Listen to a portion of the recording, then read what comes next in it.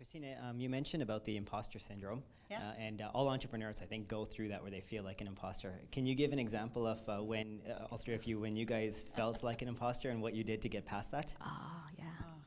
I mean, as I grew through the ranks in my career, I mean, my whole career has been working within very large publicly traded U.S.-based companies.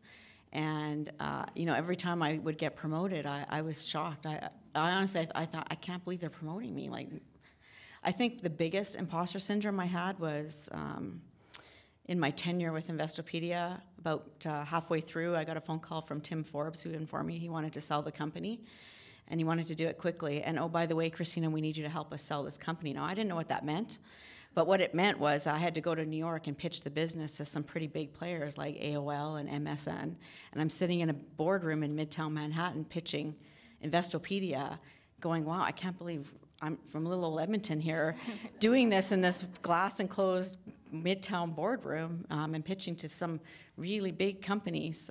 That was my biggest imposter syndrome, but it was an adrenaline rush, and it was one of the funnest things I've ever done in my career. Do you guys ever encounter imposter syndrome? I think for me, it's a daily reality.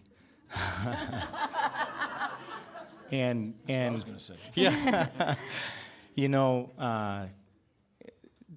The team around you is so important, and so for me, it's recognizing that for myself as well, and going, I'm not all that. I got a great team.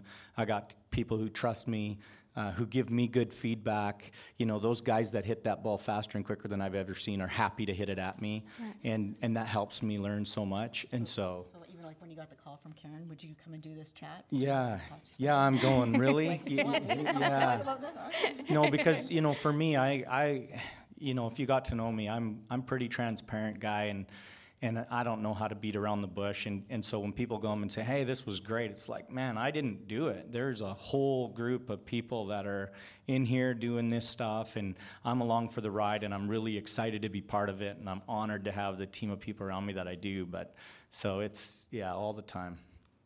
Okay. Seriously, Ray? You've co-founded BioWare and you got imposter syndrome, really? Yeah. Oh, yeah.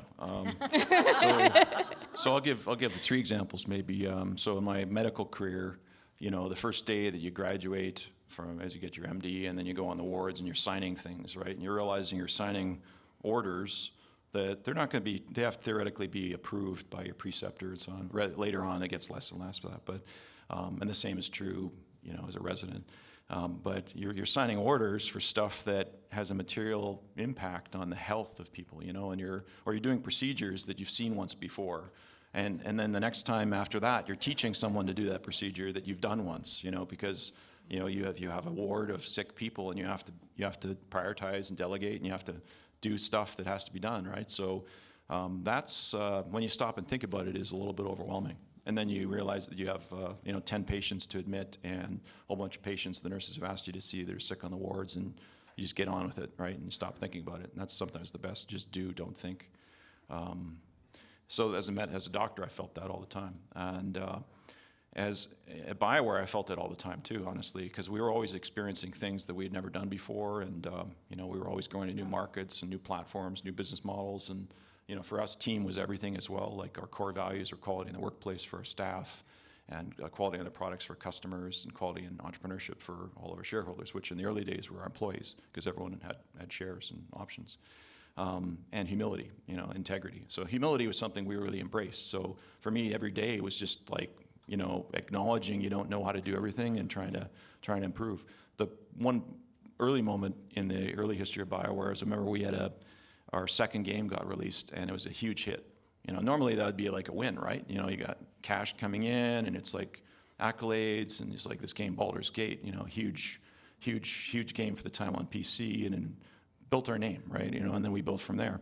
But for me, that was like seriously, I couldn't sleep that night when I saw the sales figures, and not because I was happy. I was worried that, like, what if this is a fluke, and what if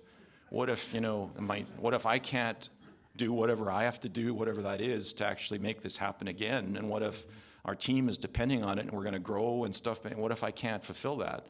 And I felt that every time we had a staff barbecue and a Christmas party, because I would go at every location, you know, and I would have to, you know, they were like family, right? I'm like, seriously, I loved all the employees, like my family.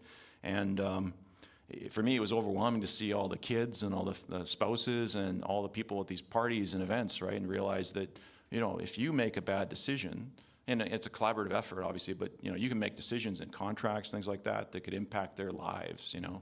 And you see 800 people from one location and 500 from another and 1,000 another. It's like, you know, families that are all dependent on you. That's very overwhelming too.